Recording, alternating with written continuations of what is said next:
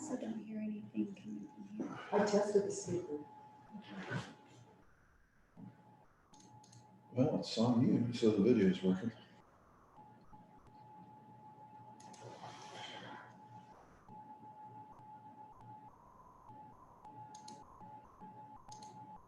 I just need I don't need to see the YouTube so much as I need to see the Zoom screen. All right, ladies and gentlemen, let's get started and stand for the pledge. I pledge allegiance to the flag of the United States of America and to the republic for which it stands, one nation under God, indivisible, with liberty and justice for all. Thank you. All right, let's do a roll call vote, please. Alderman Schaefer? He's hot. Alderman Galloway? All right. Alderman Smith? Here. Alderman Flores? I don't hear you. Here. Alderman Poston? Here. Alderman Alder? Here. We have 6 aldermen present, we have a quorum.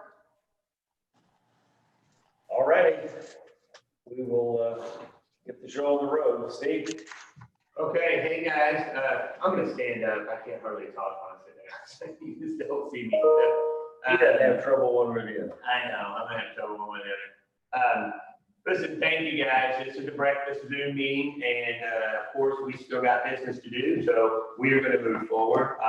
The agenda today it has 4 very important topics on it. All of those things we have been speaking about, all of those we have probably talked about already, and we're bringing back to you for some clear direction. So the first one is going to be presented by our Assistant Public Works Director, John McCart. It is about stormwater. And I know that you recently had a member of our community come to you to ask about some stormwater issues that they were concerned about.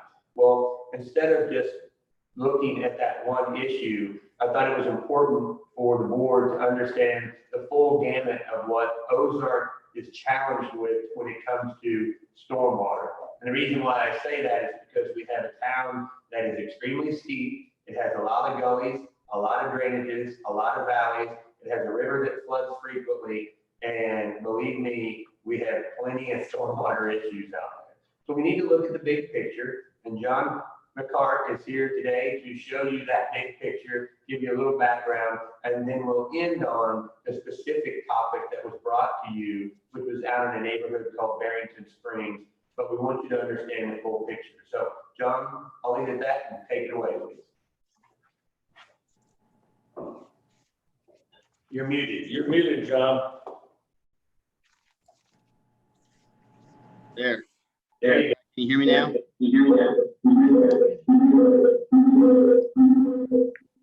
All right. I'm going to share my screen real quick. All right.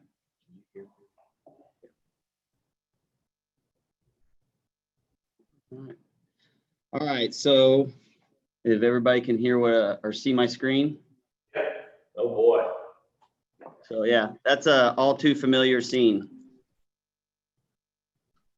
And yeah, so like Steve said, we wanted to talk to you guys about stormwater, kind of what the challenges are that we face in our community with stormwater, and how we fund that and how we are constantly chasing this infrastructure. It's something about stormwater that's different than water and sewer is it's not a constant. It's hard to follow it, understand where it's going to pop up, where the next big issue is going to come from. And it seems like it's constantly changing. And as our community grows and we add more rooftops, streets, impervious surfaces, our stormwater concerns are only going to grow. So back in 2007, there was a 651 fund that was formed. And what that is it's a half-cent sales tax. And let me get my pointer out so I can just kind of, yeah, so it's a half-cent sales tax that was implemented in 2007. And what that is 85% of that half-cent sales tax goes to the OC, and the remaining 15% goes into a stormwater fund. And that's how we fund all our stormwater projects. In the last 10 years, the average revenue generated from that stormwater is just under $204,000. So stormwater is very costly. And sometimes we need to hold on to a little bit of that money as we go into these bigger projects, because as I'm going to show you later on, some of these projects can be very costly, but they are definitely needed to protect the citizens and property. So some recent stormwater projects that we have funded with this 651, Liberty Street drainage. I'll go through each one of these further on, but that was right around $300,000 that cost us to fix that problem. Another big one was Matthew Street drainage and detention. That was in 2017. That was around 100,000. And then Cali Springs stormwater box repairs. That's a recent one. And I'll explain why we chose that one too, because of other infrastructure damages that were occurring through that. And that was 68,000. So, and we just finished that one. So the first one I want to talk about is Liberty, and that's right up here. So here's the ballpark, Lambert's. Oh, sorry. Lambert's is here. So what this is you have Penny, Jenny, and Morgan Court, which is 3 cul-de-sacs. And each one of these cul-de-sacs, as you can see, would collect a ton of water. And some of these cul-de-sacs would all go 3-4 feet deep and get up into these houses of the residents out there and cause damage to their property. And why the reason why it was doing that is because there was nowhere for the stormwater to go. It was just piling into these, and there wasn't adequate drainage there. And so what we did is, this is one of the drainage ways, and it was a flat drainage way. The water could not remove the water from those 3 cul-de-sacs quick enough. So the city came in and we put in this nice little drainage way that would hold a lot more quicker. And we also had to fix the streets, excuse me, had to fix the street because of the damage from the stormwater that was overtopping the road because it had nowhere to go and it was undermining these roads. So that's something else to take into consideration as this stormwater goes through. It's not only impacting residents and their homes, but it can also be very destructive to our infrastructure, streets, sewer, water lines. It can undermine a lot of different things. So that's always something else we're chasing. The other project that I want to bring up is Matthews Street, and it's down here on the south side of town. Here is Walmart and Lowe's over here.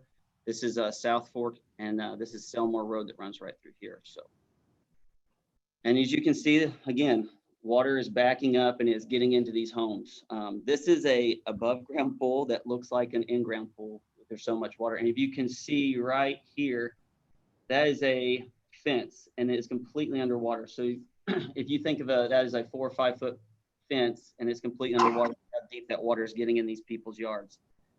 So we went through and had to redo this entire road because the stormwater was overtopping the road, undermining it. And as you can see, we call this alligatoring, where it just destroys the road and you have to go through and completely reconstruct it. So not only did we have to spend money to redo the stormwater infrastructure through there, but we had to repair the streets that was damaged by the stormwater. On the other side, this is the north side of the road. This is a detention pond.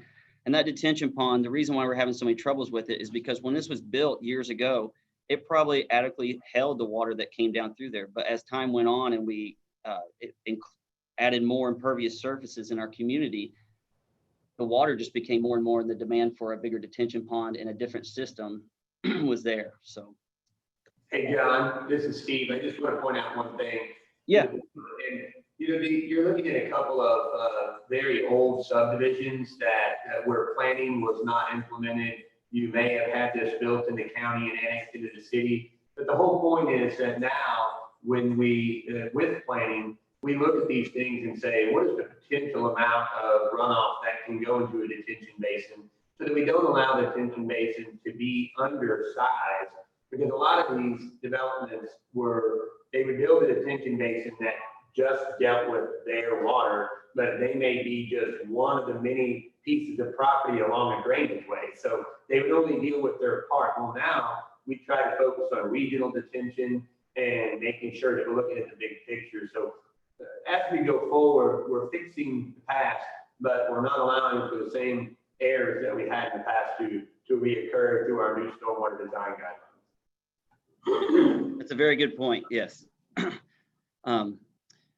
So here's some pictures of us going out there and then repairing Matthews. As you can see, like I said, we had to repair the street due to the stormwater damage that it was caused there, and dig out that detention pond and make it a little bit bigger so it would hold the water. And then we put in some kind of, it's a kind of a siphon system. So as that water comes in, as the levels in that detention pond goes up, it pushes it out through a siphon, and it kind of controls the amount of water that flows through the backyards. Cali Springs stormwater, this is a very new project. We just got completed with this. As you can see, those storm boxes are in very damaged. They're in major disrepair. And the reason why we had to go out there and fix these is, as you know, we are going out there to overlay and reconstruct a lot of streets in this subdivision. And to do that properly, we had to go through and fix all these. And every storm box out there was damaged in this. So $68,000 was allocated to fix those. So what we're trying to get at is that there's always things that have to be done, whether it's not storm water getting in people's homes or damaging, but still infrastructure that has to be maintained with those 651 funds. Hey, John. Yes, sir. This is Rick. I'm just curious how all those storm boxes got broken up like that. I mean, if a lot of them did, what caused that? So, like this one down here, that could have been hit by someone could have drove over it, it could have got hit with a snow plow. It could have got hit with another piece of heavy equipment. But to be honest with you, these storm boxes were probably not put in for our design standards that we have now, similar to what Steve was talking about, the detention ponds. It's just an old subdivision, was not, just didn't have the same guidelines that we do now. Okay. Yeah, it basically what happens with this infrastructure is that how we focus. It's we have a limited amount of funds. We have way more projects and problems that come up every year than what we can afford. As you saw in the first example that John presented, that was a $300,000 project. That is 2 years worth of budget that we have to build up to just to get one project done when you have probably 15 that need to be done throughout the community. And what we focus on is we have to pick and choose. And so we look at, is the problem causing property damage? And I mean property damage to a house, or is it causing additional flooding in the basement, or those types of things, not did it wash out some petunias? That doesn't rank up there at a high level. Or is the stormwater problem jeopardizing public infrastructure like you see here? If you've got a situation where further damage is going to cause stormwater issues, that's going to be more costly, then that's how we prioritize that. When you see storm boxes like this, to answer Rick's question, if they weren't put in properly by the codes that we have now to protect from future problems happening, then they settle over time. The road settles, they settle, and they don't do it at the same time because they don't have the same base underneath them. So anyway, so we're trying to protect the personal property, starts with the homes, and then certainly public property, which is the infrastructure that can be hurt by stormwater, which is the water lines, the sewer lines, the streets, those types of things. Sorry, John, go ahead. No, you're fine.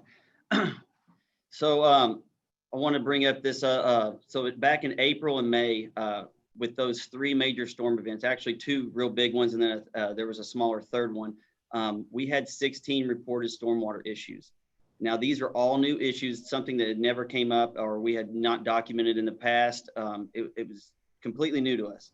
So we had to go through and follow up on all 16 of these and figure out how we were going to approach these, whether or not they were our responsibilities and things like that. So currently, we've resolved 5 of those, or we're in the process of resolving those. And how we do that is we go through and we figure out, we prioritize them, because we are at the beginning, very limited in funds to address these stormwater issues. So we have to go through and we have to figure out, well, is this caused by something that was done by an individual, an entity outside of the city, a county development, something that may be done by another entity like MoDOT or something, because we don't want to go spend those funds on projects or issues that may not be the city's responsibility. So we're constantly having to follow up on each and every one of these. And then after we find out that, we have to prioritize it. Then we have to figure out how we're going to fund each one of these. And maybe some of these have to be done in phases, because some of them may be large projects. Like Steve said, that one that was $300,000, we can't do that in 1 year because we're limited on funds. So we have to phase it out. So currently 5 of those, like I said, have been resolved or in the process of being resolved. And we've already spent $87,000 in that, from that 651 fund to address these. So that money adds up very quickly as we address these problems. And we just want to make sure that everybody's aware that of how fast that money can be spent with these storm events that we have. As you know, we're getting, it seems like every year these events are larger, more frequent, and we have 3 to 4 months where we're constantly chasing our tails with the stormwater. So that all being said, coming back into Barrington Springs and stormwater, we had Cochrane go out there and do an evaluation, and this is kind of their findings of what we need to do to fix this problem if we choose to fix the problem. And as you can see over there on your left, that's a large number. It's $264,000, 523. So to fix that problem that they have out there, that's a good chunk of change. And according to Mark, what he found out there is everything out there has been pieced together. It's not done per plan. And that after talking to the developer of that project, he believes that maybe some things were done after the fact of the development. So we want to make you guys aware of, you know, the cost that we were looking at to get this fixed, and make you guys understand that, hey, that would drain everything out of that 651 to fix this problem. John, clarify something for me. You said you talked to the developer, and he indicated to you he thought that some things had been done to cause this after the development was done. Would you explain that, please? Yeah. So the plan on that was to have an open channel ditch that would free flow through the backyards. And now this is just speculation, because right now there's a lot of pipe underground, and those pipes are undersized. So you're having a lot of jam up, if you want to call it that, in those pipes, and then it overflows and gets in these backyards, and it can't freely flow. And what we believe may have happened is that sometimes you have people that want to reclaim, if you want to call it that, their yard, and so they throw pipe in the ground with no engineering, no permit or anything like that, and then they fill that in so they can have a level spot. They think all the stormwater is going to be underground, and then they can extend their fence further back into that drainage way. And that's very problematic for us, because if it's not sized properly, or if it's not inspected properly, or done with the right materials or engineered, then you have the problems that you may have out here in Barrington. Okay. So just to clarify, John, there is a drainage easement that runs down through this area. Yes. This was a national drainage, and it was recorded as a drainage easement to allow for the free flow of water in the backyards of these lots. Is that correct? Yes. So and that drainage easement has been encroached upon by the individual property owners because they put fences in that drainage easement. They put fill in the drainage easement, all without any permits. And so they have brought this situation, they created their own problem. I mean, is that an unfair statement, or is that's what we believe has happened after talking to the developer and Cochrane going out and doing their analysis and knowing what was on the plans and what was approved with the plans when this development happened, and in the state that it is in currently. So that is a very fair statement. And there is a drainage easement. I don't know if you guys can see my cursor as I drag it across. That is an entire drainage way easement through there. So anytime you have a fence in there that's impeding the flow of that water and that drainage way easement, you're going to have backups. I'm sure there's a large amount of stormwater that flows through that coming off those roads and the rooftops of those homes. So if a fence is put in that drainage way easement, it makes it very difficult for that stormwater to do what it needs to do, and that's to get to this detention pond down here. So just to be clear, there are private fences that have been built in the recorded drainage easement? Yes, correct. Okay. Well, then if that's the case, and that recorded drainage easement is part of the plat, they would have had to get a fence permit, I would think, and that would have come up, either that or they put the fence up without a permit. But is it our responsibility to fix that, or can we put that on somebody else, or even should we? Well, the way that we here at Public Works is viewing this, you know, if something was done after the fact by certain individuals that piece together piping underground and with no engineering and no permit, and then put a fence inside that drainage way easement and didn't allow that stormwater to do what it was designed to do originally, is that our responsibility to go in there and fix that? That's a good question. And I don't feel that it is. I feel that we have bigger problems with stormwater that is creating a safety issue for our residents, that is damaging personal property to our residents, and that was not caused by those residents. And I think that those problems need to be addressed first. Well, let me throw out something else just to really complicate this. Houses in that subdivision turn over, you know, with some frequency. And there's quite a possibility that the current homeowners of the problematic houses or properties were not the ones that made the changes that are causing the problem. So is it, and this is just a hypothetical question. I mean, do we put the burden on them to fix a problem that the previous owner caused that we didn't catch? Or do we just take it on the chin and use money we don't have to fix it? I mean, that's the question I see is, if they didn't actually cause it themselves, can we put the burden of correction on them? Yeah. That's a question, not a direction. I guess I'd like to answer that because I don't see how it's the city taxpayers' issue. If I buy a house, I buy that house as is. And if that was not disclosed to me, that you made illegal modifications to the house while you owned it, you didn't disclose it to me, I don't see how that's a city of Ozark's responsibility to go back in and fix a problem. Otherwise, we would basically, well, you'd have to go fix everybody's personal. Well, no, I get that. There's always two sides to the story. I'm just trying to look at all sides of it here. We have a requirement for a fence permit, and if those fences were put in with a permit, then surely that easement would have come up at the time. So, hey, I'm not trying to say it's the city's fault, we should pay for it. I'm just trying to think of what some of those people might say if we make them pay for it, and it happened 2 owners ago. Just a question. I think it's a good question. I just think that I don't see how that's the public's responsibility.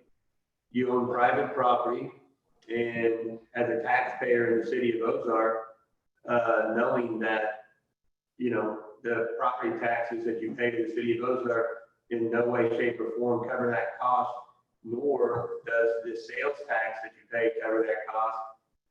I just don't see how I just don't see how this is our responsibility. No, the point I get it, Steve.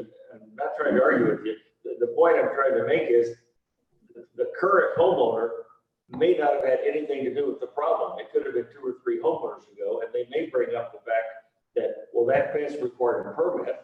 I think, and so why am I being responsible for something that the city should have caught? I'm not saying the city should. I'm asking if the fence permit would have caught that, and if it is our fault.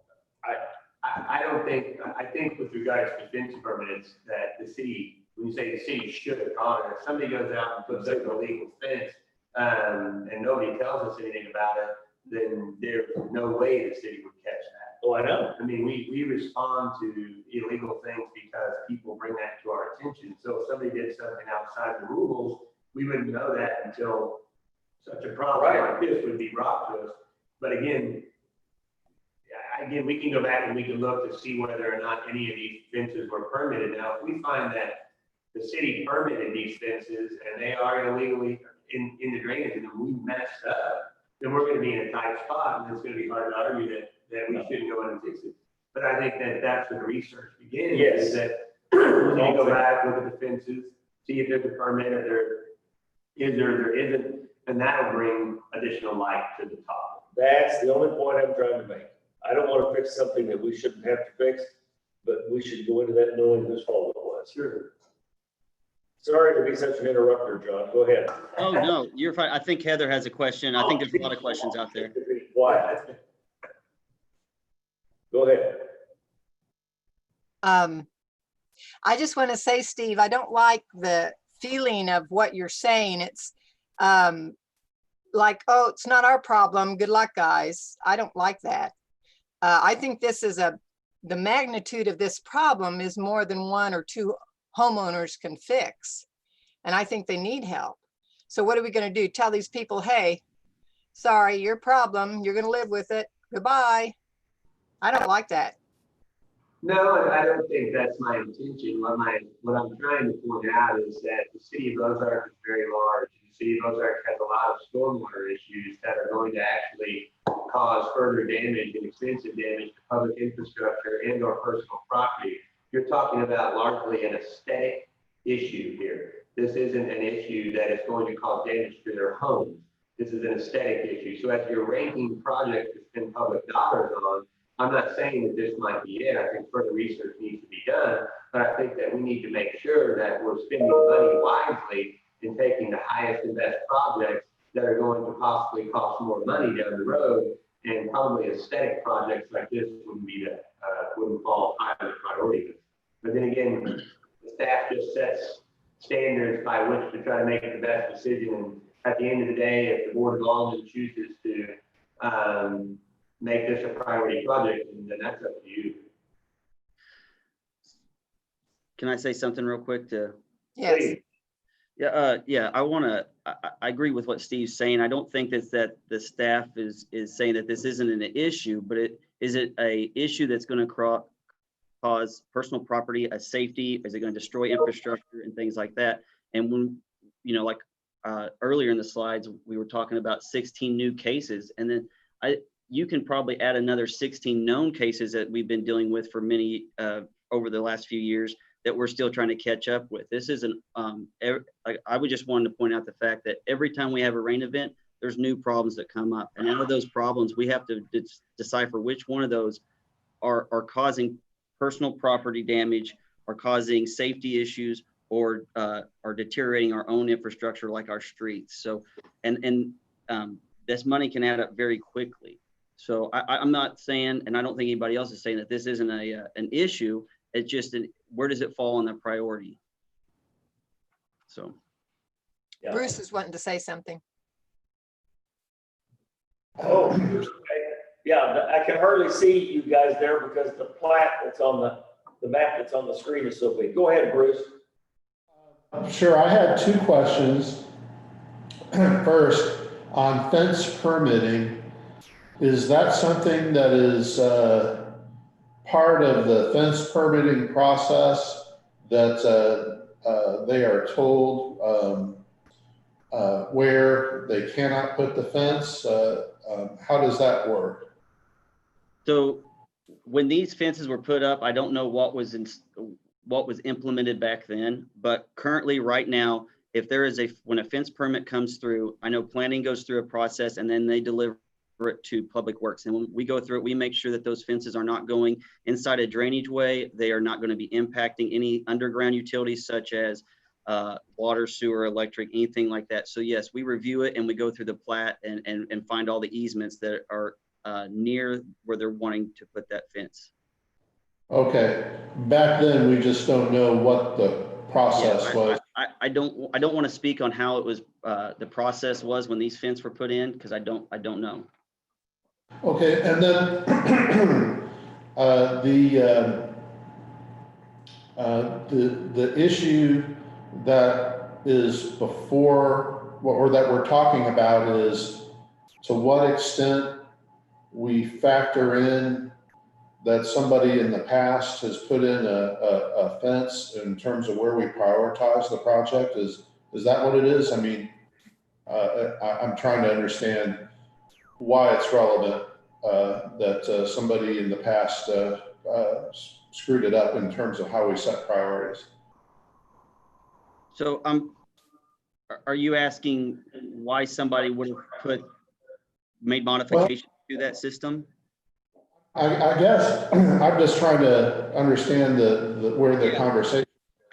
So I don't know for sure, but I can speculate, and by speculating, I feel like what maybe happened back when they put those pipes together and put them underground was they were wanting to extend their yard into that drainage way, because when it was first designed, it was just a ditch, just an open ditch, and I'm sure that the contours and the way it lay was not aesthetically pleasing to, and their fence could not go into that ditch, so they may have put pipe underground to and then put dirt over top of it to level that out so they could extend a fence into the drainage easement. And again, that's just how we're viewing this right now. We don't know for sure if that was what was done, but we've seen it happen in the past. My follow-up question, well, I have a follow-up and then I'll just make a general point. Do we know legally, I mean, if somebody's done this in the past and somebody else buys the house, it is truly a homeowner's issue. Legally, the law treats it as, well, look, you bought the house, you're supposed to do due diligence, you need to understand, maybe you don't look ordinarily, but you should have looked to see what the ordinance said, and your fence extends out into the drainage area, and if the city sees it, you're just going to have to pay for it. Is that the state of the law? Does anybody know? Yes, as long as the city hasn't unreasonably caused the stormwater to increase in volume or flow, actually, there is no liability on the city. So the property owner does have the need to, before they buy the property, to know that those things are in the right places. Well, so, I mean, my 2 cents worth is, it's hard for me as I sit here to understand, the stormwater or the priorities for water projects. Whether some are more serious than others and that we don't know about today that we've talked about so far. But for me, I just don't think it's relevant at all why these structures were there. I think what's relevant to me is, is this, take out how we got here. Is this problem just sitting by itself? Is this a priority compared to other projects? If it is, then the mustard cuts the way it cuts, which is, if the city permitted these things, and back then we were supposed to determine or we approved actually where the fence line was, if that was what we did, we'll have to pay the price, but otherwise, if homeowners are responsible, they're going to have to pay the price. But if it's a priority, it's a priority, and we get it done. Unless I'm missing something, am I missing something?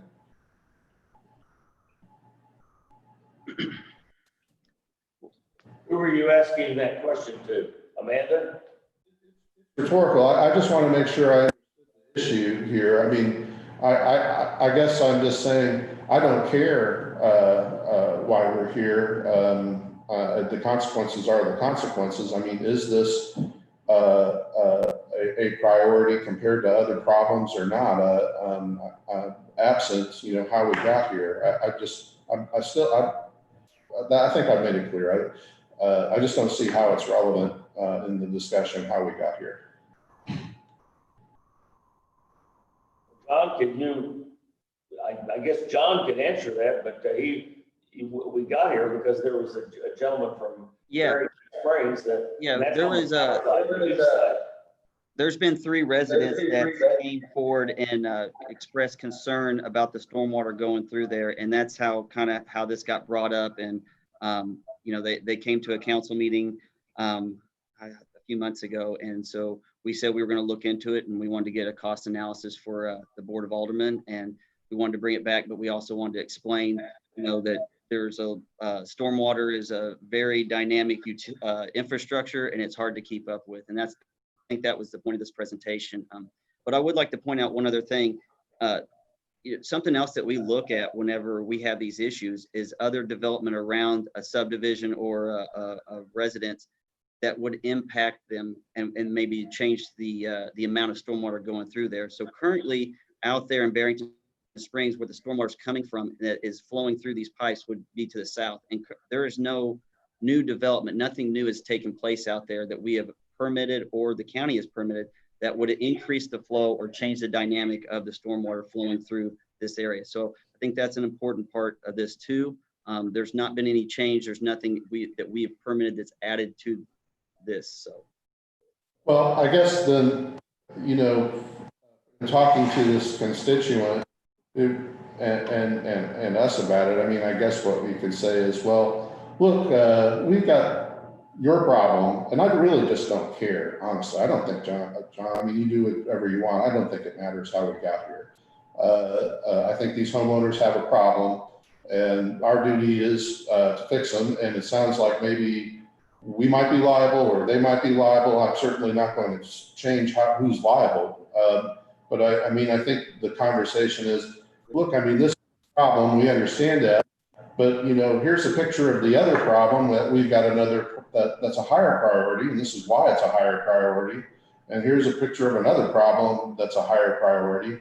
We've got you on the list, but these are more serious, and that's where we got to put our money to. I mean, and again, I'm just kind of wanting to make sure I got the tenor of this conversation.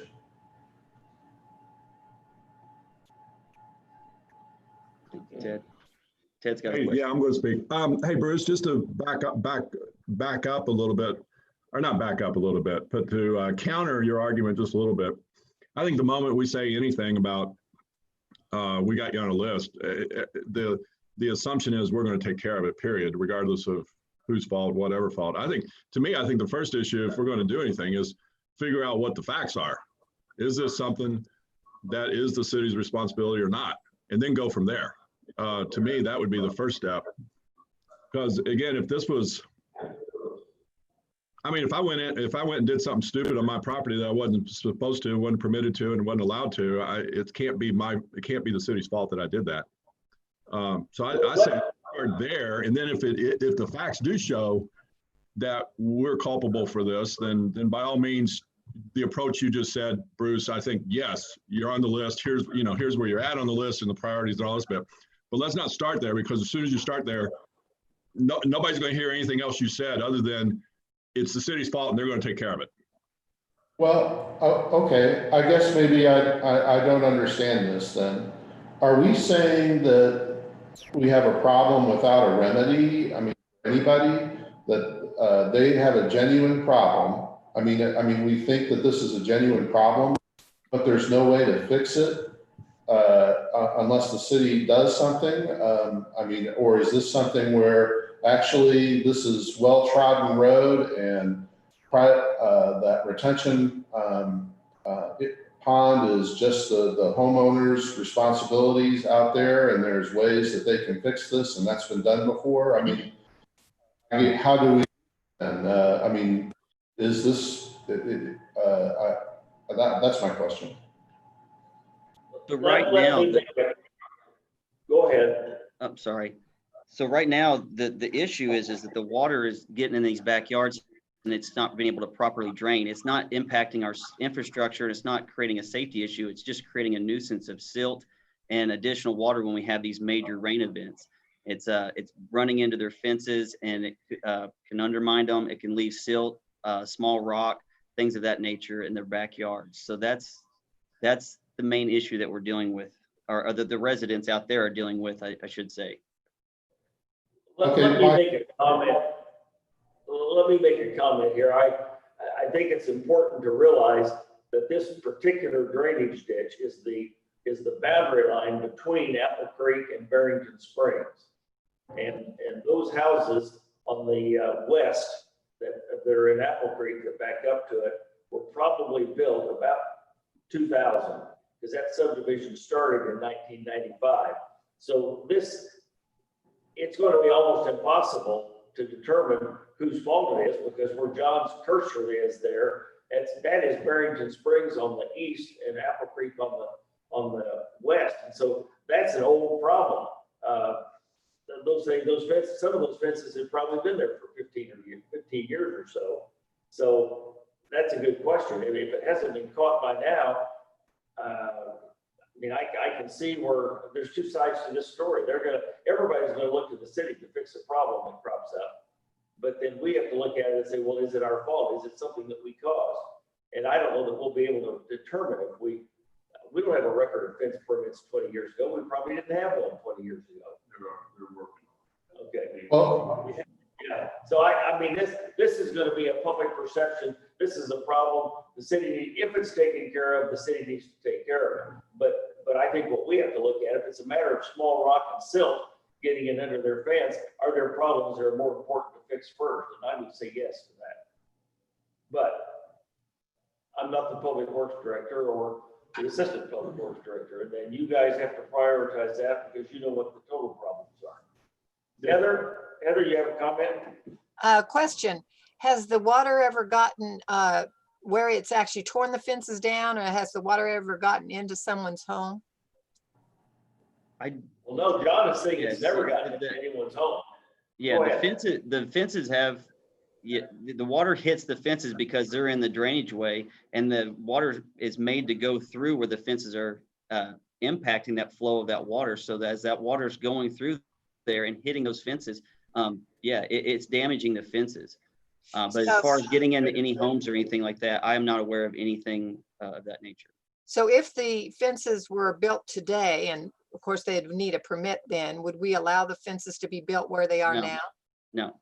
Okay, okay. Do the homeowners understand that at all? Do you know? I have not told them that. I know that we've had a public works employee that went out there and met with them twice, and he has talked about the fences being back too far with them, and that if you would have to move the fence out of the drainage way if there was something that, if we came back in there and did anything, that the fences would have to be then moved. I don't think that they're too keen on that, that being the residents. So if this was done, what you're showing us, if this was fixed, would they be able to keep their fences where they are now, or would they still have to move their fences? Well, technically that's a drainage way easement. And whenever things are put underground, we sometimes will work with the residents out there and allow that to happen, depending on the situation. This is hard to say because depending on the depth of this pipe and the size of it, we don't want somebody to take the risk of running a post through that pipe, and it would probably, this pipe would lay right on their boundary line, which is right where they would want that. So it's hard to say. We would have to really look into that further and see if we could allow them to have their fences this far back in the easement. But if I had to give you an answer right now, I would say that we would feel more comfortable with them moving the fences out of the easement. Even if we did this work?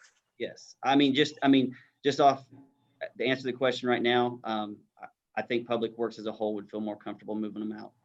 Now, is there a way to meet with all these homeowners and talk to them about the situation and explain all that? Yeah. Mm-hmm. I Okay. mean, we would. No, go ahead. Go ahead. Don't finish, John, and then Ted.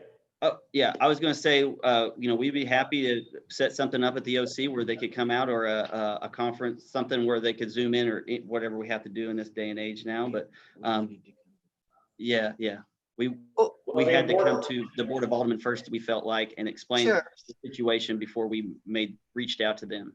Sure. Well, one of my concerns is with people, of course, the everyday average person that isn't, they don't understand how hard the city does work to try to fix things, and they don't understand. And so what I'm hoping we can avoid, no matter what the decision is to have people think that the city just doesn't care, and that we're not spending the money that we're given to spend wisely. I just don't want the city to keep getting a bad rap. Yeah. So whatever. Yeah, and Heather, go ahead. Alderman Heather, we agree with you 100%. We don't want that people view us in that way. Unfortunately, and I don't want to, but I'm sure they're in the same boat. Every day we have to make tough calls to citizens about limited funds and how we can't help them out because there's situations that are more pressing, and we have to allocate the funds that we are given to help those more pressing issues. And it's somebody that we can't get to you right now, or we just can't find the funds, and we may never be able to get the funds to help you out. It's the worst part of this job, and I think that each and every employee here in Public Works would say that. Okay. Ted, we need to move on. Do you have a comment to make, Ted? Yeah, the only thing I was going to say, and I don't know we have to have an answer now or not, and it's probably a Ms. Callaway thing, but if, going with what John just said, if we went out there, who cares? I don't care, fault, don't matter, whatever. If we went out there and tried to repair this, knowing that fences were in the drainage easement, wouldn't we probably have a problem if we didn't require them to be moved? And again, I don't know we have to have an answer on that now. It's just a thought that maybe we need to, if we go there, we might want to think about the issue of whether we would have a potential liability problem knowingly leaving fences built in a drainage easement. I think that's a good thought. Go ahead. The city would need to have is whether building a fence in a location that it would not normally meet our city code is advised. All right, well, we'll take this under advisement, so to speak, and consult with Ms. Callaway. We probably need to meet with these people, but it doesn't sound to me like it's a city's problem to fix if they're in the right place. Heather, we got to go on, but if you got one more comment, please make it quick. Yes, just real quick. And that might be a good thing, because if the citizens knew that if we did fix this, but they had to all move their fences, maybe they would say, hey, don't. You know, if they knew what that would mean. And I agree, if the city fixed this, I think they should move their fences, and maybe they don't want us to do that. It just, if they knew all the facts, it may be helpful for them to understand or understand the decision.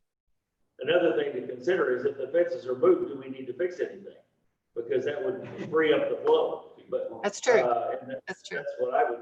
All right, well, we need to move on. Okay, John, let's take up the legal implications of this with the city attorney. And then if we need to schedule a meeting with them and just tell them the hard facts, why we will. But the staff will consider this, and because we need to move on right now. Yeah, so, thanks for your time. Oh, well, thank you. And thank you for taking the gut, because you are on the front line and you catch all of this, and we just get to catch it on Zoom. So, all right. Okay, the next topic is one that's extremely important, and we definitely are looking for direction today. You have heard and seen the sewer master plan update that we've been working on for over 2 years now, and we are to that point. We are bringing to you today, or Jeremy is going to present to you today where we're currently at. I think you all recall that we have talked about this and we had a priority list. Well, I can tell you that we were all waiting to see how the ballot initiative came out. That was unsuccessful. So even then, we went back and we modified our sewer master plan priority list to redirect some of our projects that would be based on now where we think the development is going to occur, or the most important things that we need to do to offset some of the pressures that our system has. And that is going to require spending money, and that is going to require raising money through increasing the fees that is appropriate to do that. So, Jeremy, take it away. We are ready to go. It's time to find out. It's time to take action, and Jeremy would like to explain what that looks like.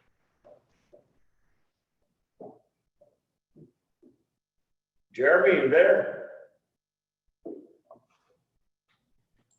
We can't hear you. Okay, let's try that. I'm going to use the conference phone. Is that working? Yeah, it works. We can hear you. We just can't see you. We don't need to. Can you see? Can you see my screen? Are you able to see the PowerPoint? Okay, perfect. That's even better.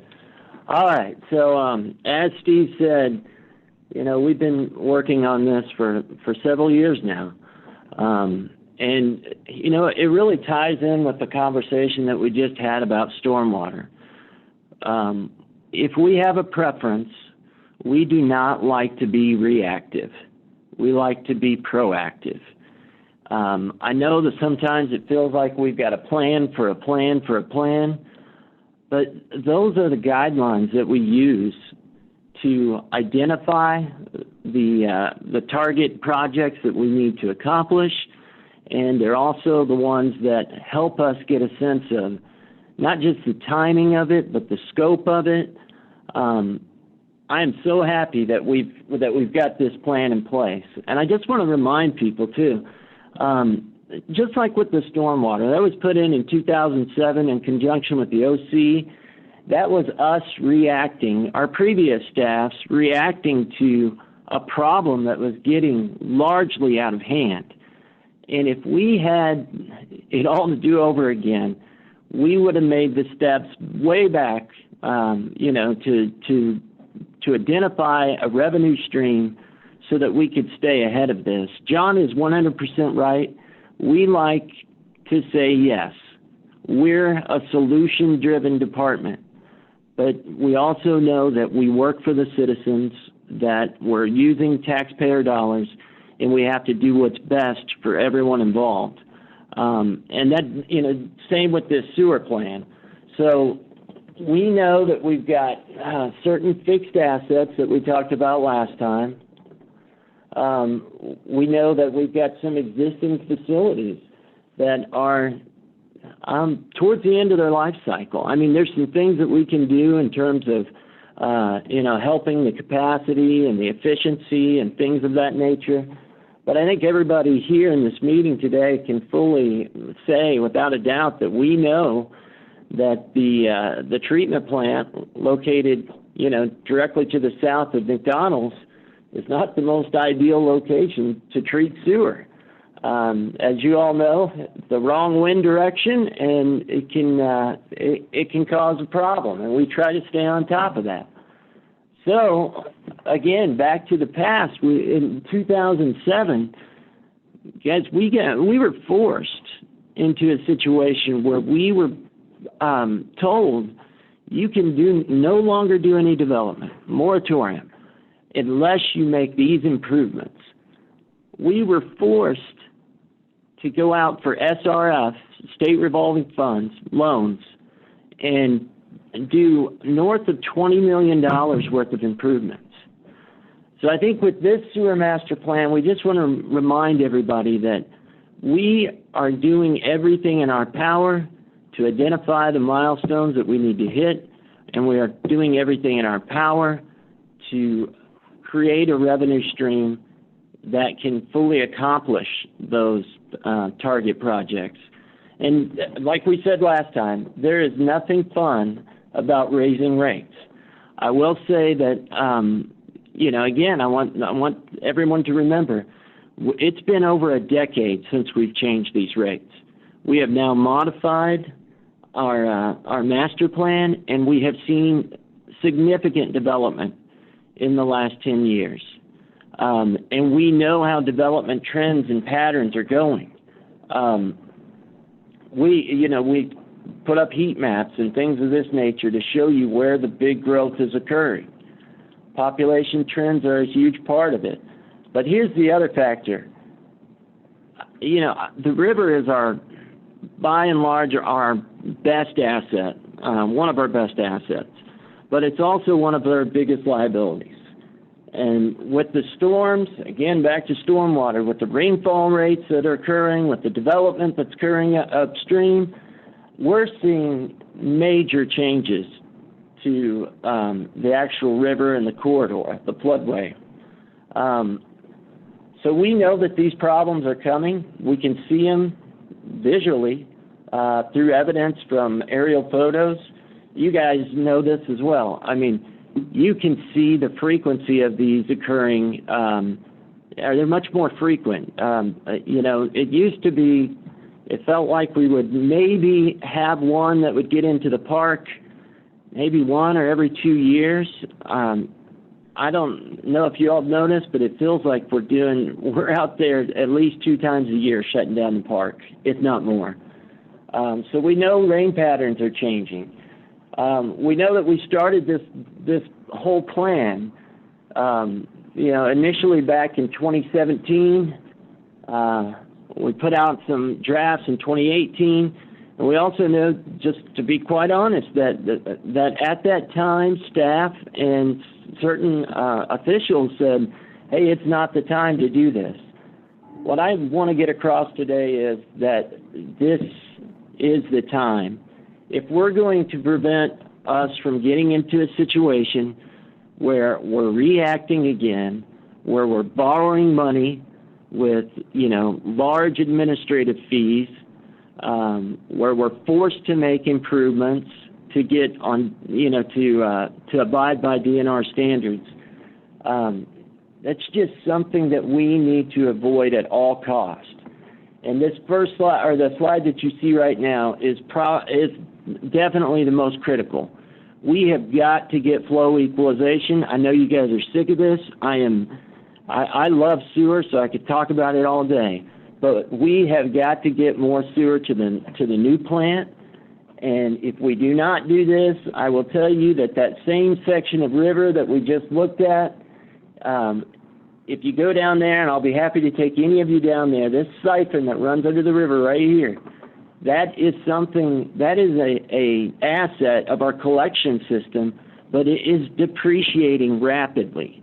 I mean, the change in the water flow and the river, it's not a matter of if, it's a matter of when. So again, we've gone back, we've revised these priorities, we've had more time to look at the population trends, we've had more time to look at the weather patterns, better understanding of how these weather patterns impact our treatment facilities. And our goals are still the same. Our capital improvement goals are still the same. Our 30-year treatment plan has not changed. Yes, we had some priorities kind of switch back and forth, but those major bullet points that you saw back in 2018, 2019, they're still there. Just based upon more recent data, a few of them have switched priorities or changed priorities. I want to remind people, too, that we're very competitive with our user rates. I want to start with our water. We're the purple line down here. I'm proud not only of the services that we provide, but I'm proud of the rates that we supply them at. I mean that. I mean, you look at surrounding communities and the amount of pipe that we maintain versus NHTSA, Rolla, Republic. We have significantly more infrastructure in the ground, and I'm proud of our guys. I'm proud of I'm just proud. Anyways, and then we go again and we go back and we revise the population trends just a little bit to say, hey, let's pull it back from 3. There's a lot of stuff going on in the world. Of course, you know what a plan is. A plan is a very fluid document that evolves. But we did pull back that population trend just a little bit.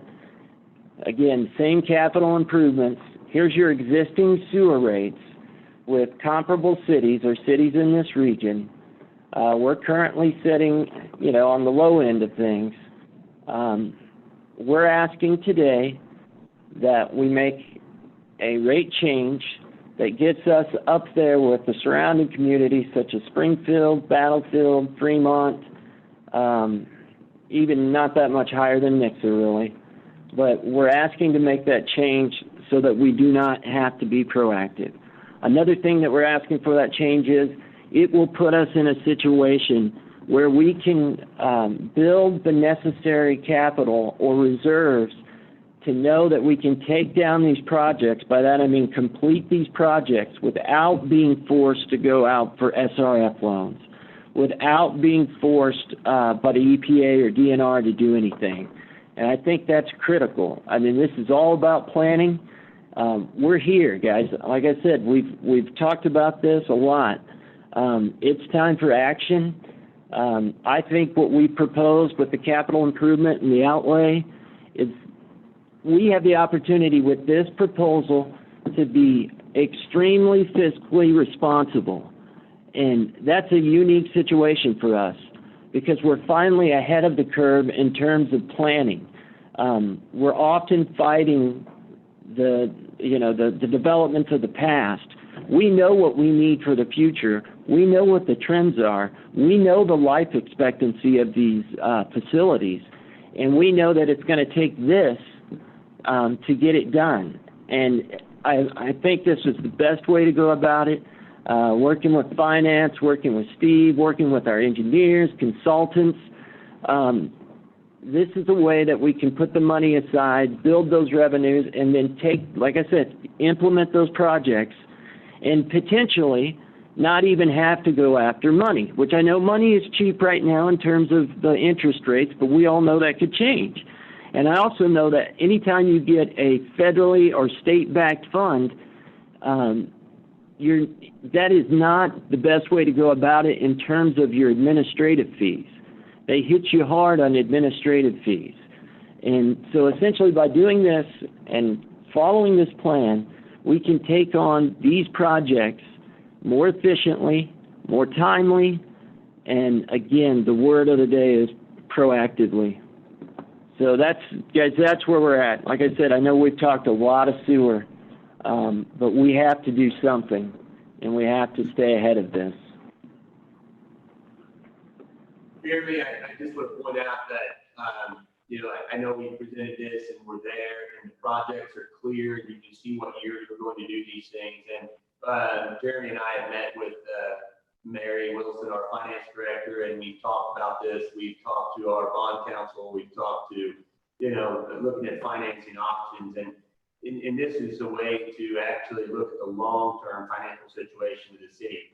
We can, like Jeremy said, you can always borrow money at a cheap rate, but there, of course, will be fees associated with that, and there'll be interest associated with that, and notably those things. But we can still stay in the right, the fair, the correct rates comparable to everyone else in the region, as well as they're increasing theirs because they're also having to do improvements, and literally get these projects done from a cash basis. I don't think Ozark's ever been in a situation to be able to do that. And through all of our planning and proactiveness, we're trying to, like Jeremy said, not get back into the reactive situation. Anyway. Well, I've got a question, Steve. You said go with, on a cash basis, but you mentioned the word bonds. Would we issue bonds and then pay those off with cash? Because or we just pay as we go, just do it and pay as we go with the rate increase? Yeah, literally this would be a do the rate increase and pay as we go. Again, we've never been in that situation. Like Jeremy said, many years ago, we were forced into a situation where we had to actually borrow money. And again, right now it's not a bad time to do that. It's just a scenario where now that we're sitting back and we're looking at our situation on the heels of all the challenges that we have in the city right now, and to think that, the public has kind of come out, I guess, in my view, and said, look, we're not interested in most things other than just water, sewer, and streets. And right now, that's what they told us, because those are the only funds that they're giving us access to pay for. So if that's where we're at, and we can do that with a cash scenario, not have to borrow more money, then the long-term sustainable future of Ozark is just in a better position, So what's the finance plan is what we're looking at, I guess. Raise the rates to this. So go ahead and explain that to us, Jeremy. Yeah, so what we're proposing is essentially, again, I want to make it clear that on the first 1,000 gallons, we're making a very minimal increase because we feel like that minimum, there's a lot of people out there that are on fixed incomes that really do only utilize a certain amount of water and sewer, and we respect that. But then from that point forward, essentially what you're doing when you look at these numbers is about a $10 increase in the monthly rate. And again, I want to say this too. This is a scenario where we stay in front of it, but you all know this. Sewer is very volatile in that, we have one major lift station or something like that. I want it to be clear that, that other funding opportunities for bonds, we've got to leave those on the table too, because we don't know how soon and I'm knocking on wood right now, we don't know how soon some of these issues could come to fruition in terms of, you know, making it an emergency repair. But yes, that's the goal is, as we collect this, we feel like we've identified strategically the goals over the years, the big ticket items that we can build up a little reserve and then take out that and then just pay for that in cash. Build up a little reserve, pay for it in cash. I mean, one of the biggest things that we know is coming, I keep saying we got an expiration date on it. We know that north plant, and that could be sped up, guys, because we still see that the north side of Ozark is where we're getting the most development pressure. And of course, there's some things that we can do to help control that. Don't get me wrong, we're going to touch on that later. Really, every topic that we have today is somewhat interwoven in how these play off of one another and really impact our master plans. But the long and short of it is it's about a $10 rate increase. It will put us in a situation where we can tackle those projects, build up a little reserve, take it back down, build up a little reserve, do another project. I think if from the outside looking in, if you were capable to do this as a business, this would be your preferred route. I mean, and that's good to say when, you know, you all know the problems we have with general funds and other things. We could actually do this in a very fiscally responsible manner. Jeremy, I think it would probably benefit the board. I mean, I know that they could see the entire proposal if we send it to them, but guys, this chart right here, the breakdown, no, the one below, Jeremy, number 21, the funding. Yeah, capital improvement. I think that maybe if Mayor, if it's okay, maybe email that to all the board members, and then that way the board members can look at that and see exactly what we're talking about. That if we do this, this is how we can actually take these things with the cash that we built up. You know, we've got about 10 years to get to that magic point where we're going to retire the bond debt that we have.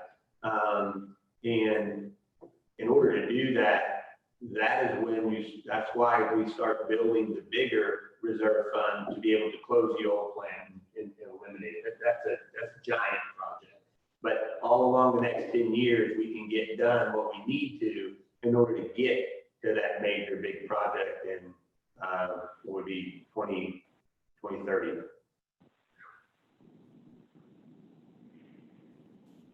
Okay. Yeah, Jeremy, Ted? Hey, I think Ted's got a question. yeah, I do. Jeremy, I think you did a great job. And so none of what I'm about to say is a reflection on that. So just FYI. And I don't disagree with what you're saying, but Christian County unemployment rate's about 8.9%, which is better than the national average right now, but it's going to get worse. So we need to probably, if we're going to do this, and I think we don't have to take this to the voters, right? This is something we can do on water and sewer, just increase it. But that's right. Yeah, but we probably need to think about how this goes, and from a Samantha perspective too, because my gut tells me the unemployment rate is going to go up quite a bit higher than what it is currently. So we're going to have a lot of people unemployed, and we're going to be jacking the rates. And they just said no to the use tax. I think we just need to think about how we present, how we do, what we do, this type thing. Oh, yeah. Absolutely. Just because of where we are at the time frame. Not that any of what you said isn't valid or needed or correct, but just that we need to think about how we do it.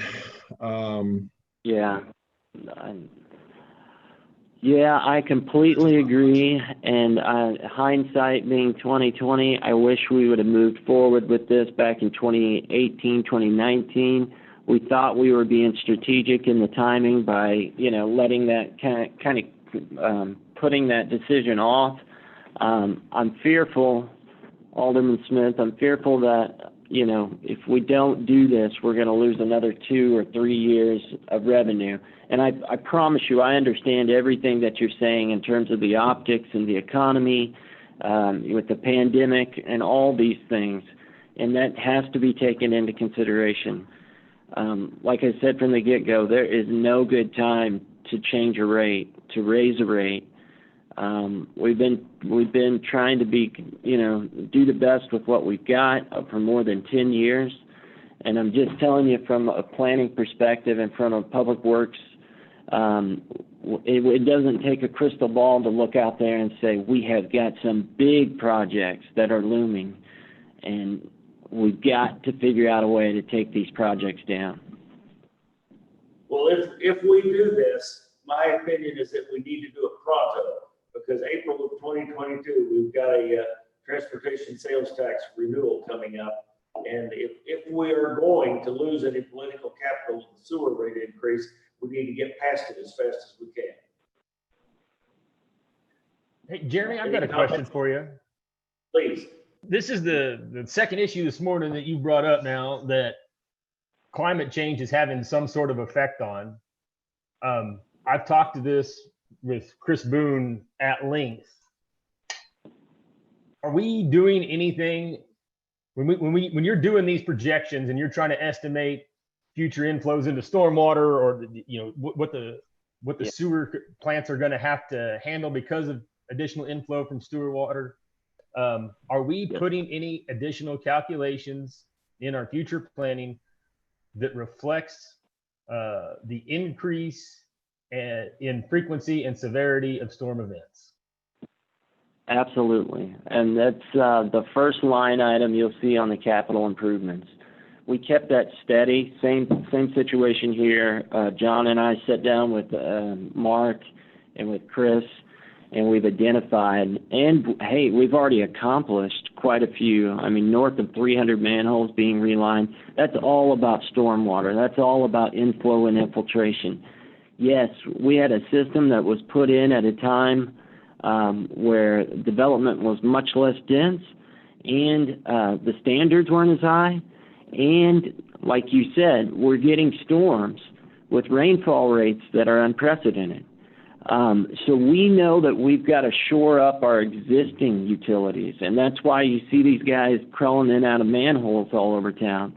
They're relining those. That's why I come to you with the CIPP, because that's a great way to keep that water out of our system. We're going after that. Well, I guess my question is, and I know there's a separation here, but when we deal with detention ponds in a development, right? We basically have to use the tables provided by the feds, right? We're not allowed to make our own projections on that. And because those tables are based off of, and because if I'm right, because these tables are based off of real rainfall, they reflect what happened a decade ago, not what's going to happen a decade from now. Is that kind of right?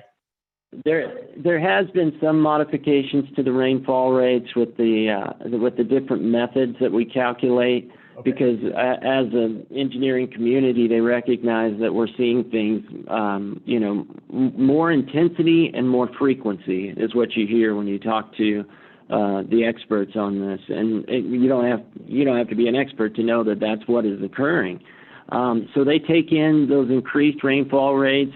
They also do a better job of analyzing the soil that rain is falling upon, to make sure that, we're calculating the appropriate, how much it can actually take in terms of being pervious.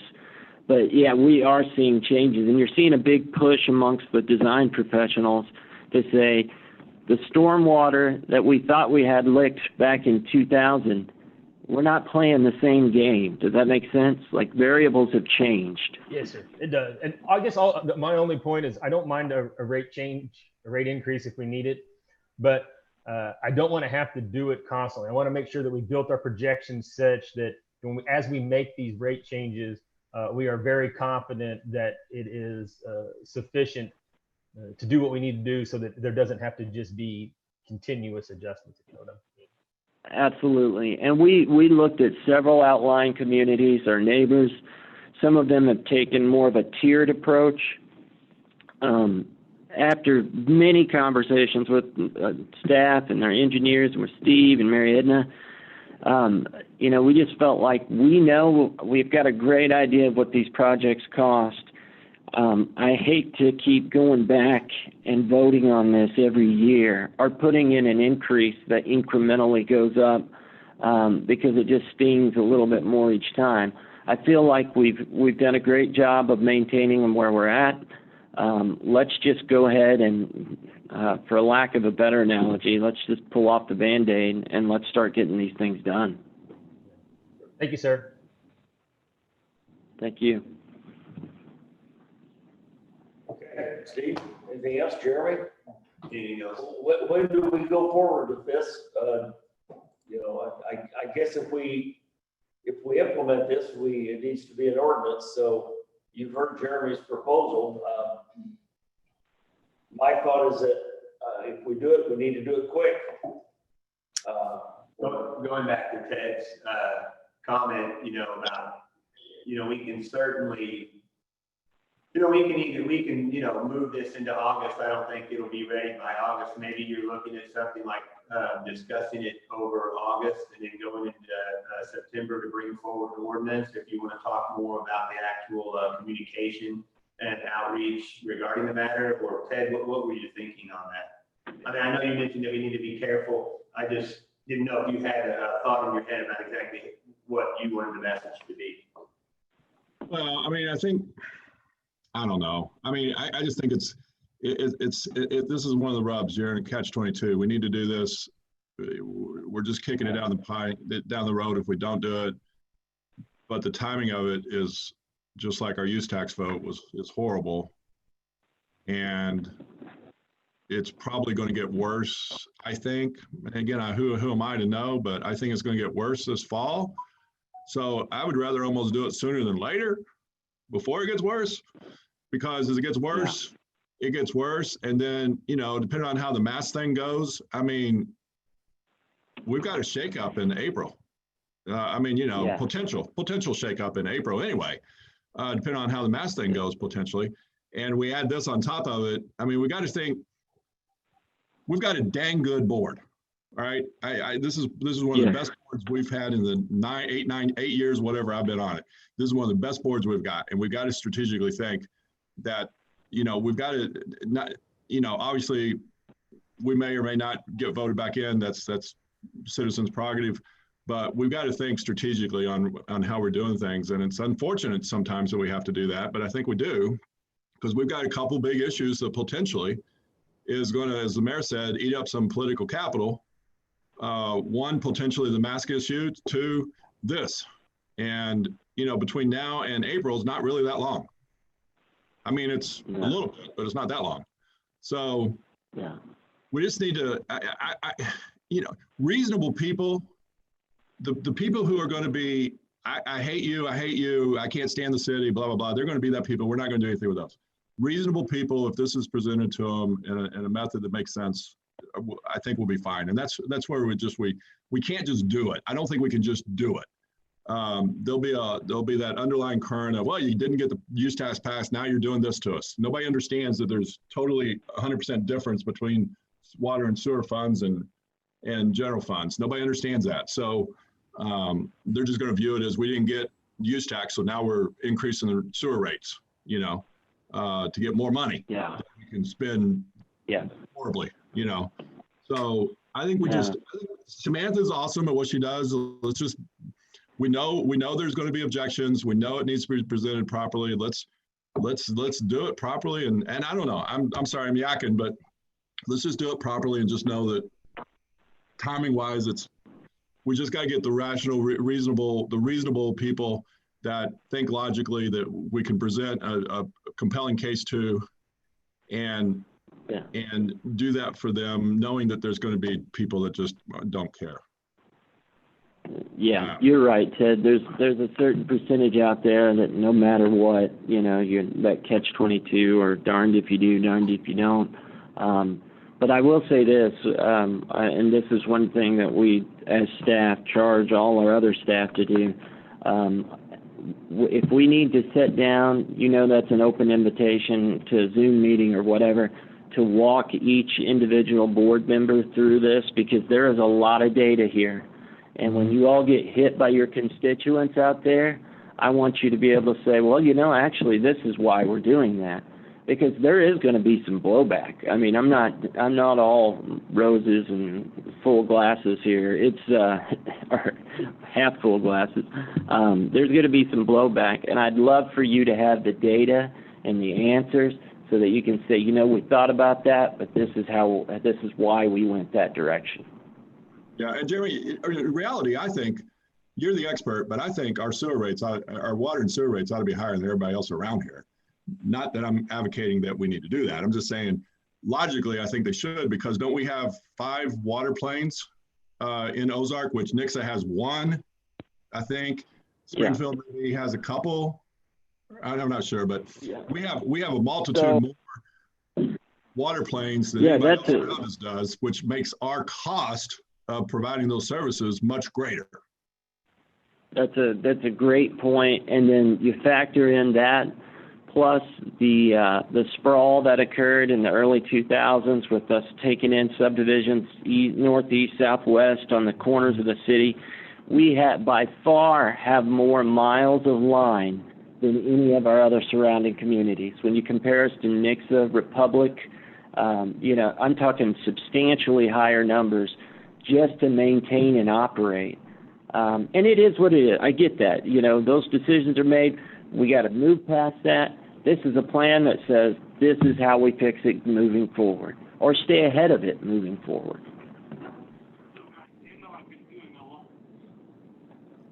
Okay, well, I would say, yeah, we'll move on to the next topic, and so I would say that, you know, we'll be bringing you an ordinance within the next 90 days. Is that reasonable to say? How about 60? Okay, so we'll be bringing ordinance within the next 60 days. Just one note, that sounds reasonable. The state statute does require 30 days 30 days notice prior to the public hearing. So we'll have to have that date when you want to bring the ordinance forward advertised 30 days in advance. That's a good point. Thank you. So that's kind of the time frame, guys. So we'll move on. The next topic, and I want to just say, I think I completely skipped over 1 today on our agenda and went straight to number 2, and I didn't mean to do that. So I'll hit mine at the end of the agenda here. But I'm going to let Cameron go next with the sewer tier maps. Everything today is connected, and we build these breakfast meetings because there are relationships between stormwater and sewer and how we grow and where we grow. And we've been talking about now in the aftermath of you know, the not getting the use tax and being able to capitalize on all the online shopping that's going on. You know, that is going to change the manner in which we look at what do we need to annex? Do we really want to have any more single family subdivisions that are our biggest cost, that are a big cost to our public safety department and everything else? What do we need to do with the limited economy that we had to be able to get Ozark to that sustainable point where one of the arrows in our quiver, which was going to be the revenue from the use tax, is now not there. So it's changed the perspective, it's changed our direction, it's changed the conversation.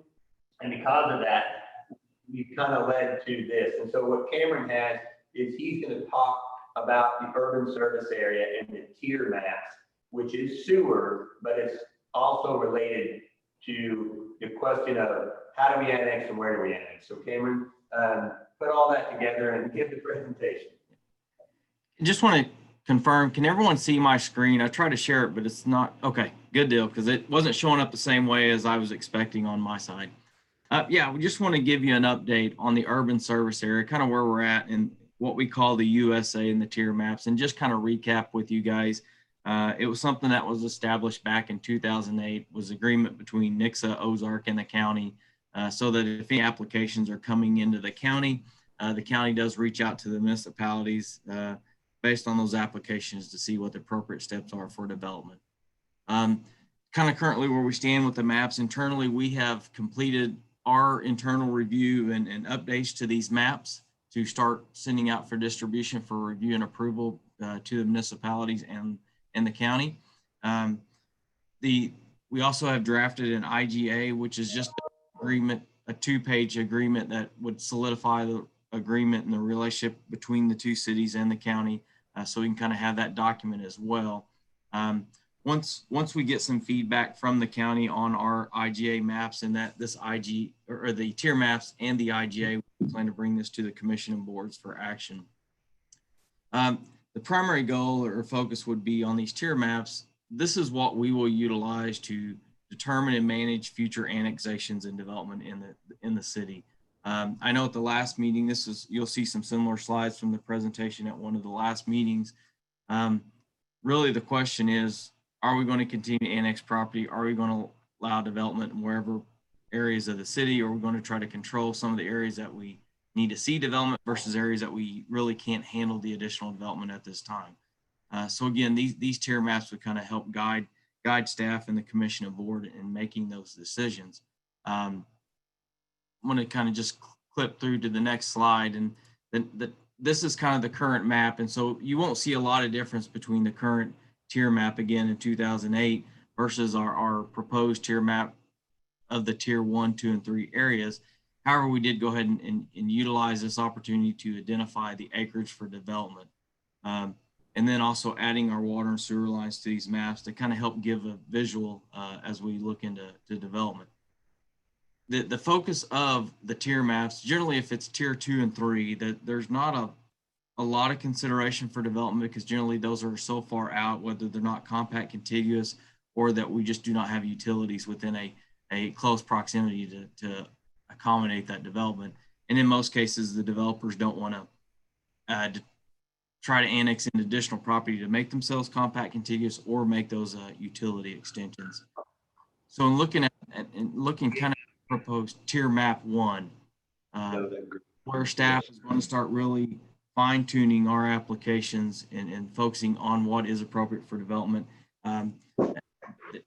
As you'll see in this map, the tier 1A is kind of those areas that we really need to focus on infilling. These are the donut holes that are in the middle of the city. On the map, the green is what's existing in the city. The dark purple color is what is that tier 1A area. These are areas that are compact contiguous. Utilities are pretty much there at the property. So in my mind, it's a no-brainer to annex these in and allow for development. There's about a little over, there's about 8,700 acres of land within this tier 1 area A. So that's quite a bit of development. The next area is kind of the medium color purple, that tier 1B. Again, these are probably fairly easy to get developed. They generally would be compact contiguous, which is always a concern and when looking at applications, but they might need one utility extension. And again, those utility extensions are typically required to be completed by the developer. These aren't something that the city pays to put the lines in, but the developer is required to make these extensions. This area consists of a little over 10,000 acres of proximity of area. So again, a fairly large area that we could see potentially quickly develop. The tier 1C is kind of those outlying areas. Recently, we have seen a few applications in these areas, 12,000 acres of city land that would accommodate these areas. I think these are what we'll struggle with most in the tier 1A areas. Again, they might have a lacking of two of the items. They might need to be a compact contiguous, but utilities might be there, and it might be fairly simple for a developer to make these compact contiguous. Or they might need to run a couple utilities to get there. The other concerns that we would have is really looking at our utility capacities out in these areas. Kind of mentioning water and sewer mostly, but we also take into consideration the transportation. The unique part, as everyone knows, on the transportation side is it's not just the city of Ozark. It also entails MoDOT, Ozark Special, in some cases the Selmore Road District, Christian County Road Districts. So there's several entities out there for the roads. On these tier 1Cs, and as we move forward and looking at single family, and mostly single family residential is the one that we see in these areas for development. This will also help kind of guide us on appropriateness of lot sizes. These will generally be surrounded by those county subdivisions or county property that's not developed, more the rural areas. As we continue to look at our single family zoning, this is something we'll take into consideration as well. Hey, Cameron, Yes. on that last map, one thing that would be interesting to see is that in the green area, the Ozark city limits, it would be interesting to see what the total amount of undeveloped acreage is that does exist inside the city limits already. Because I think that lends a good, good information to the question of whether to annex or whether to not annex.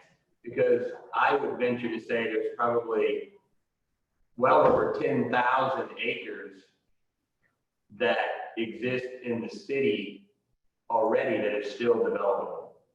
Would that, could we calculate that for the map and at least have that so we know? Yeah, we can definitely provide that information, and it might be a good idea just to provide the overall acres in the city and then what is in the city that still has to be developed. The one thing we need to keep in mind, what we generally cannot control is just because it's already in the city and is not developed, that doesn't mean that we have to stop a developer of a portion that's not in the city. I mean, we got to kind of treat everyone equally, and we can't just say, yes, you can develop your land, or no, you can't develop your land, because that's, if it's based on some arbitrary reason, because we don't want to see that development. We need to make sure we follow these maps and our infrastructure and what we can provide service to. And that's what we've seen a lot lately is a lot of the property is land that's not in the city, but the developer does want to develop. It would be great to fill in and complete the complete developments on property that's already in the city. But again, that's something that as the staff, we can't say yes or no on that. We gotta, if it meets the comprehensive plan and we can provide services, then we got to support the request of the developer. Yeah, the staff is where we're at. I thought we were presenting this information to the board because, the board is going to take up in a retreat soon, these types of topics and how they want to set the goals and objectives going forward pertaining to land use and development. And so we'll be looking at, those things associated with the undeveloped and already zoned land that's in the city versus annexing new land and just what the board wants to do going forward so that staff knows, what ordinances to bring forward and change and so forth. So yeah, that would be great to add to the map. Thank you. Sorry, I didn't mean to stop. No, that's good. We'll update the maps to be a quick thing to add to the legends there. This next slide again is just kind of go over those definitions and kind of clarify what tier 1A, B, and C is, as we kind of discussed in the previous meeting. My last slide is pretty short. This is kind of just giving you a kind of the snapshot of what this IGA agreement is. Nothing surprising, I guess. It's just really reconfirming this partnership with the county and Nixon Ozark as well, and in this agreement of these urban service areas and implementing our updated maps. It just kind of highlights kind of what roles are of each one of the municipalities or the county. Again, this is something that will, once we get kind of completed and get some feedback from the county on, hopefully they're thinking maybe mid-August to get us some feedback on this, then we can be prepared to commission board. With that, I'm happy to answer any questions. Cameron, would it be possible? I don't know if I'm the only one that would be interested in this, but I would like to have a map. If you could email me a map of the proposed tier 1A, 1B, 1C, I'd be curious just to see, just to look at it and have a copy of it. If you could do that. I can definitely email you the maps right now as soon as we're done with this meeting, or if you like, I can get those updated on those additional acres and send those out in the next few days. Yeah, updated is fine. Okay. Yeah. Thank you very much. I would like some too, please. Yeah, I'll get them to Chandra and she can disperse to all you guys. Okay, So I think going forward on this, just to let you know, we're gonna get a copy to the county and let the county review this, and as well as NICSA. It's a very simple document. Like Cameron said, it's really just about reaffirming that urban service area works. It's worked for well over a decade. It's the proper way to go forward with land use. And I think that it just gives it more credence when you have the county who's already adopted these regulations into their code, but that when Ozark and NICSA can sign on with an intergovernmental agreement, we all recognize the importance of it.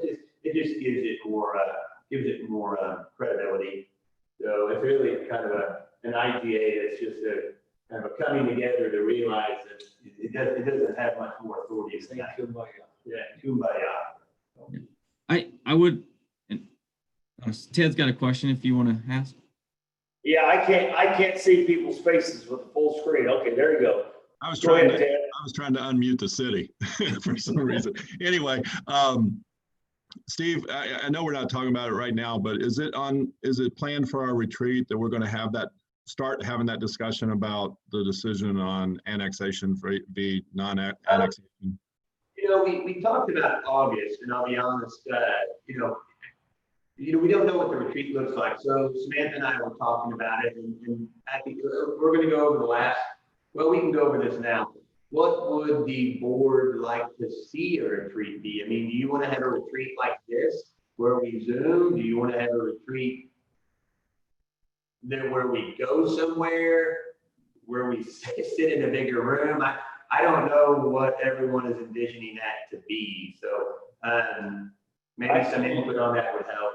Let me give you my input, and you all can agree or not.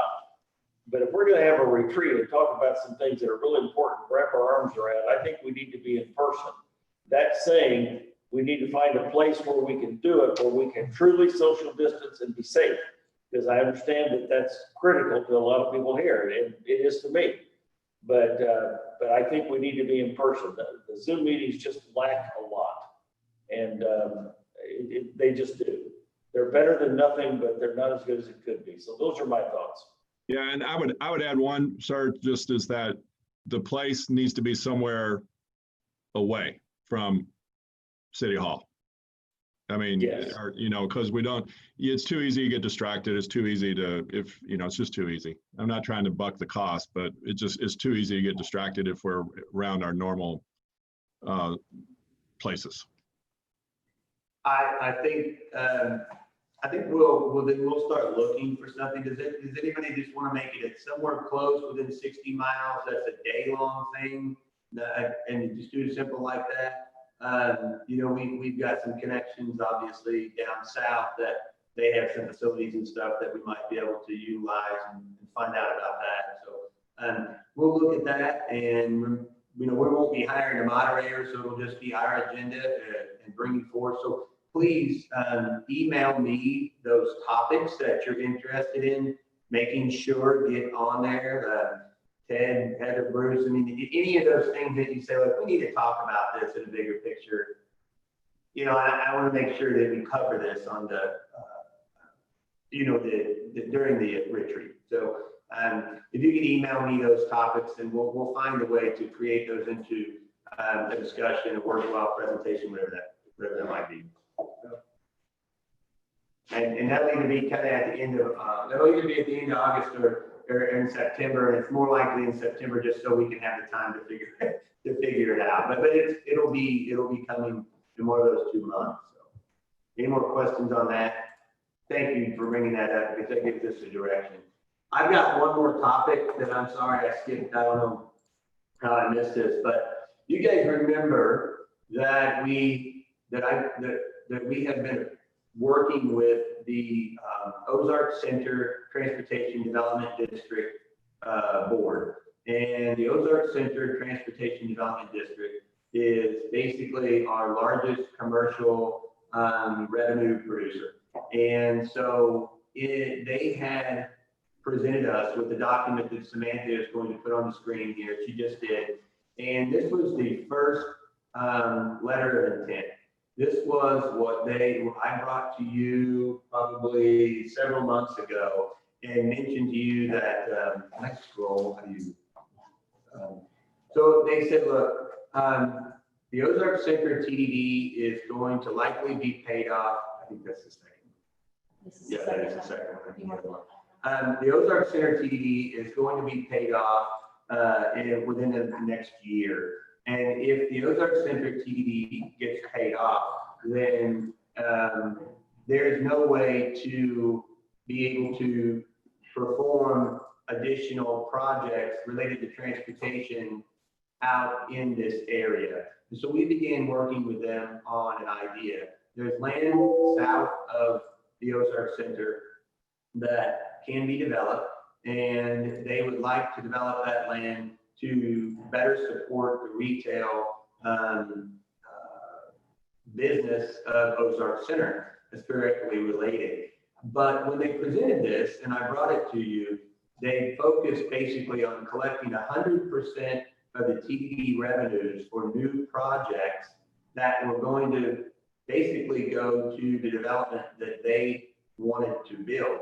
And so you directed me to go back to the TDD and explain to them that that didn't seem to be beneficial to the city, or that just wasn't a return on the investment that we were looking for the political capital that we have to spend in supporting this. So that being said, I went back, we had meetings, you can pull up the second one now. And instead of just their project, we worked with Public Works to come up with a list. And there was a list of projects right here that Sam's showing you. It says new projects. And now what we have done is we said, listen, the Ozark Center TDD generates about $1.1 million a year, or that's what it has been generating. Now that could go up, that could go down. But nonetheless, we think that, we've got some very important projects out there that we need to do. We need to work on the light. We need to extend some streets. We'd like to make other improvements. We have to replace the asphalt, put in ADA sidewalks. Those are all things that we would not be able to afford without a revenue source like the TDD. So going back and recognizing that they're going to have the upfront cost to this, we looked at a 70-30 split. So what that means is that when the revenue is generated by the TDD for the new project list, then 70% of that will go into Fund B and 30% of that will go into Fund A. Fund A and Fund B both to be managed by the Transportation Development District Board, which is required, but that through an intergovernmental agreement, that Fund A will be given access to the city to complete the projects in A. So when we started off, we weren't really getting anything but another subdivision.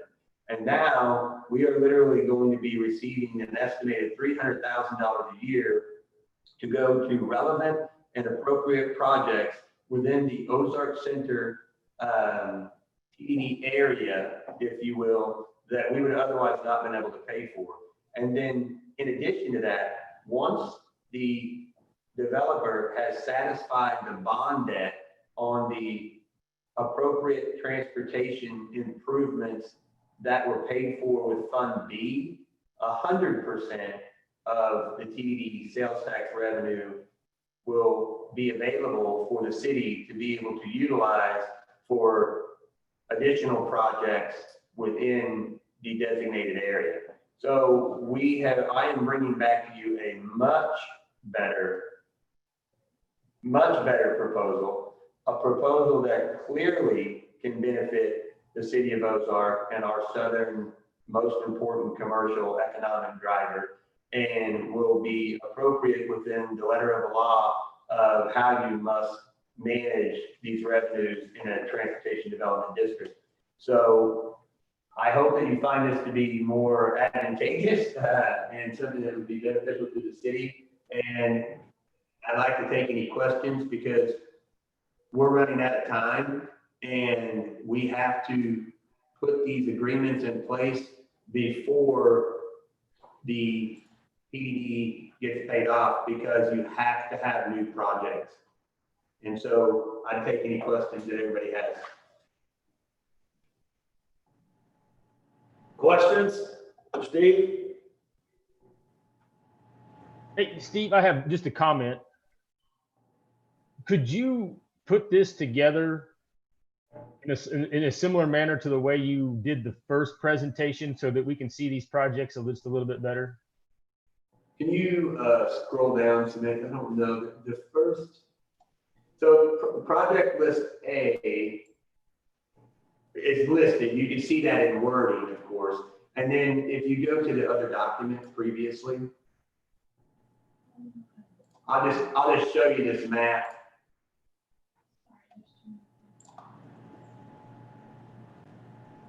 No, that's the first one. I need the other one. That one, the Word document. Yeah. What we can do, Nathan, is certainly we can take that project list as it's written and we can put it into a map like this. I think that's what you're talking about, right? Yes, sir. Yeah, and then just be more specific with that. Actually, John McCart has been working with our engineers on some of this stuff, and we had a document that was presented to us just yesterday, just for review of how we can make some of these projects. So we've already got our engineer looking at this and not doing full-blown surveying engineer, just scoping is what we're doing so that we know. But the numbers that you see on project list A that they've come back with, those are the numbers that were provided to me by Jeremy. And so those are accurate numbers as far as cost estimates, and that was verified by our engineer. But we can come up with a map, if a visual representation, if that helps. No problem. It would. Thank you, sir. Any other questions?